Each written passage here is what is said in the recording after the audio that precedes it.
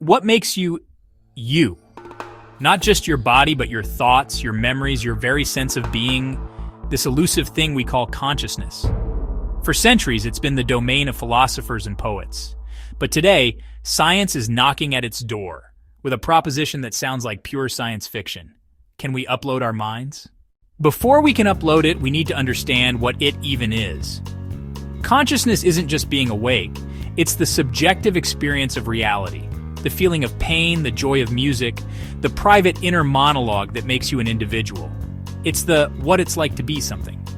And despite millennia of pondering, science still grapples with how mere electrochemical signals in a squishy organ give rise to this rich inner world.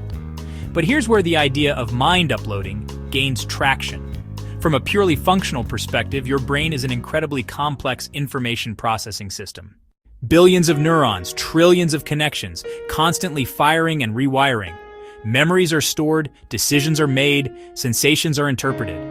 Could it be that at its core, consciousness simply emerges from this immense computational power, just like a complex program running on advanced hardware? If that's true, then theoretically, if we could scan every neuron, every synapse, every molecular detail of your brain, and recreate that exact network in a digital environment, would you still exist? The technological challenges are staggering. First, scanning. We'd need to map every single neuron, every connection, their strengths, their chemical states. This is called connectomics. And while we've mapped the brain of a worm, a human brain has roughly 100 billion neurons and 100 trillion synapses. Imaging this at atomic resolution without destroying the brain is currently beyond our wildest dreams. Then there's simulation. Even if we had the data, we'd need computational power far beyond anything we possess today to run a real-time simulation of a conscious mind. It's not just about replicating the structure, but the dynamics, how it changes, learns, and feels. But even if we could overcome the tech, we hit the truly mind-bending philosophical questions. If we create a perfect digital copy of your mind, is that you? Or just a very, very good duplicate? Consider this. If your original brain remains and we create a digital you, which one is the real you? Do you experience existence in both? Or does the original you simply die, while a new consciousness, believing it is you, comes into being? This isn't just sci-fi speculation. It touches on deep questions of identity, continuity of self, and the very nature of what it means to be alive. Is consciousness simply an emergent property of information processing, or is there something more?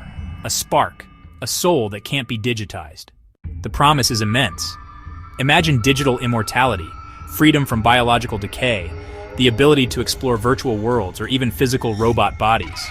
Imagine minds merging, creating collective intelligences, pushing the boundaries of knowledge far beyond our current limitations.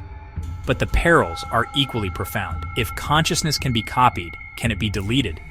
Can a digital you be truly free, or could it be owned, controlled, or even tortured? What about the digital divide?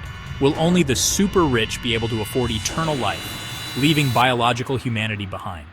And what happens when these digital minds evolve beyond our comprehension? Could they see biological life as obsolete or simply irrelevant?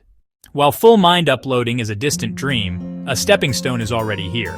Brain-computer interfaces, or BCIs. Devices like Neuralink aim to create a high-bandwidth connection between our brains and digital systems. Initially, this is for medical applications, helping paralyzed individuals, restoring sight or hearing. But the logical progression is fascinating. What if we could download skills directly into our brains, or upload our thoughts and memories to a cloud? These BCIs aren't just about controlling machines.